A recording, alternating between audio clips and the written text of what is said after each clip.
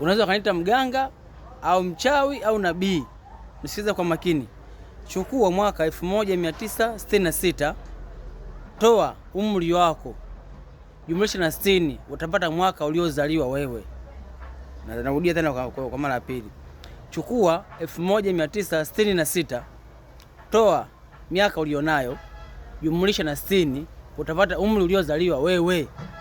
Yaani mfano 1966, toa 34, jumlisha 60, utapata 1992. Yaani umezaliwa 1992. Huo ni mfano. Fanye hiyo kitu. Unaweza hata mimi mganga au mchawi au si nabii, ila huo ndio ukweli. Yaani serious. Yaani mwaka yaani chukua 1966, toa umri ulionao wewe, jumlisha na 60, utapata mwaka uliozaliwa wewe. Fanya hiyo ni hilo zoezi. Fanya hilo zoezi afu utaniambia.